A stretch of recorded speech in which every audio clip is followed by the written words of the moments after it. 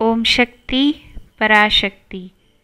इरमुड़ी समर्पण करने आने वाले भक्तगण को 5 मिनट या 10 मिनट या 30 मिनट मौन रहकर इरमुड़ी समर्पण के बाद आसपास की सफाई, सेवादार और भक्तगणों को भोजन परोसना, अंग प्रदक्षिणा करने वाले भक्तों की सहायता करना, ऐसा सेवा करने के बाद ध्यान धरना चाहिए।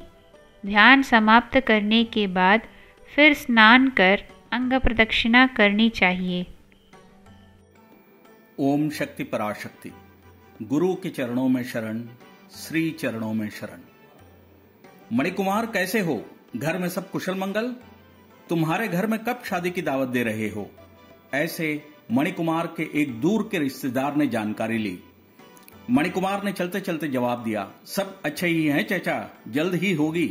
ऐसा जवाब देते हुए और खुद किसी काम के लिए जल्दबाजी में जाते हुए बताकर वहां से निकल लिया।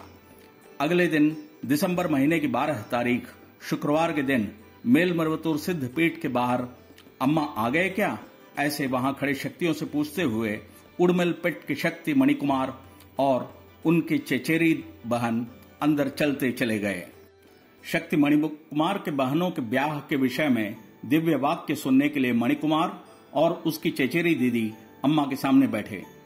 इन लोगों के कुछ पूछने से पहले ही अम्मा ने कहा, आने वाली 20 तारीख को समुद्र तट में शक्तिमाला धारण कर इरमुड़ी उठाने के उत्सव का आयोजन किया गया है। उसमें भाग लेकर माला धारण कर इरमुड़ी उठाकर लाओ। सौम्य दूल्हे को लाकर खड़ा करूंगा। सामने बैठी हुई अखिल जगत की ईश्वरी सार्वभौमिक आदि पराशक्ति है। इसे भूलकर अम्मा 20 तारीख के आने में केवल 8 दिन शेष हैं। हमारी मंडली में शक्तियों को माला धारण कराकर साथ लेकर आना है।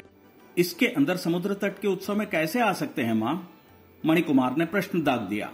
माता मंद मुस्कान के साथ, मूर्ख के समान बातें न करो पुत्र। हर कोई मुझसे कुछ न कुछ मांग रहा है। मैं रास्ता ही दिखा सकती हूँ। रास्ता दिखाने के अलावा उसके साथ चलकर नहीं जा सकती। कोई एक खाना मांग रहा है, चावल और दूसरी सामग्री के लिए रास्ता बनाकर दे सकती हूँ। भोजन तैयार कर निवाला नहीं दिया जा सकता। ईश्वर दिलाएगा, खिलाएगा नहीं, ऐसा कहा। मैं जो कह रही हूँ उसे करो।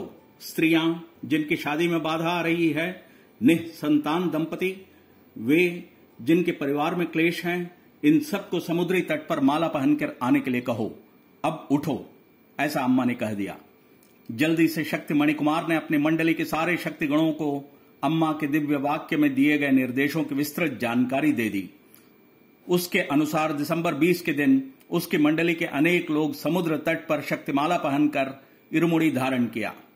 शक्ति कुमार अपने बहन को न बुलाकर अपने परिवार से वह अकेला इस उत्सव में गया। परिवार से एक का जाना काफी है। मंडली के माध्यम से इरमुड़ी धारण कर आओ। मैं समुद्र तट से इरमुड़ी धारण कर आ जाऊंगा, ऐसा कहकर उसने समुद्र तट जाकर शक्तिमाला पहनी और इरमुड़ी धारण किया। जब भी मौका मिले अम्मा के पास दिव्य वाक्य सुनने के लिए जाना मणिकुमार की आदत थी। इरमुड़ी समर्पण के बाद बहन की शादी तय नहीं हो पा रही थी।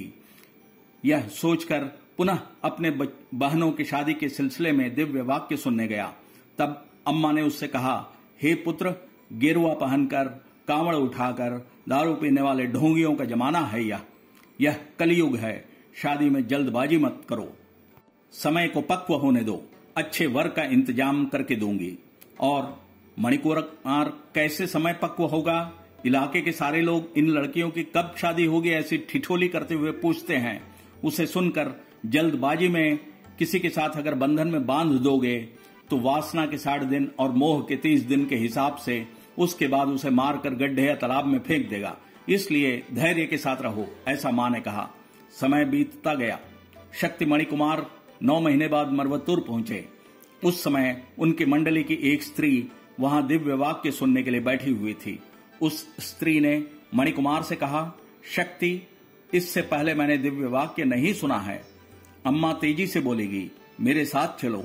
दोनों एकाग्र होकर सुनेंगे और अम्मा जो बोलती है उसे तुम मुझे समझाना। दोनों अम्मा के सामने दिव्य वाक्य सुनने बैठे। उस स्त्री को जो कहना है कहने के बाद आखिर में अम्मा शक्ति मणिकुमार से संबोधित हुई। भूख जिसे लगती है उसको ही खाना खाना है, जिसे प्यास लगती है उसे ही पानी पीना पड़ता है। तुम्हारे बहन की शादी होनी है तो उसे ही समुद्र तट में माला धारण करना होगा।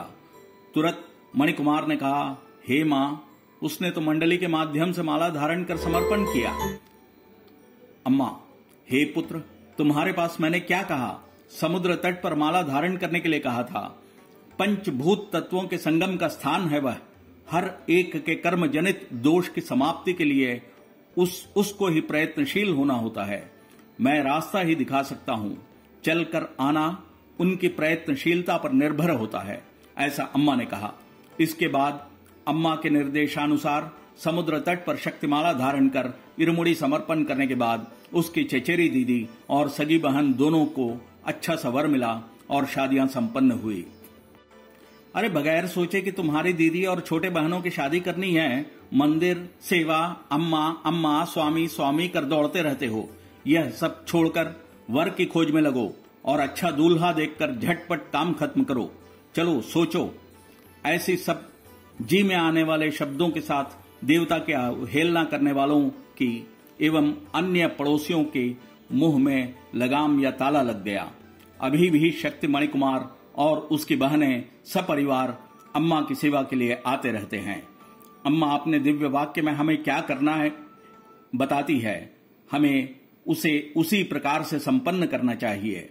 पूर्व जन्म के कर्म जनित दोष क्या हैं, जन्म के रहस्य क्या हैं, ये सब देव रहस्य हैं। ये सब अम्मा को पता है। हमारे लिए जो जरूरी है उसे कब करना है, कैसे करना है, सब अम्मा करेगी। हमें इन सब का अन्वेषण नहीं करना चाहिए। हमारे सब कर्म दोषों को कम करते हुए सुंदर फल की प्राप्ति के लिए पथ प्रशस्त करने वाली इरुमुड़ी धारण के लिए आइए चलते हैं शक्तिगण। ओम शक्ति।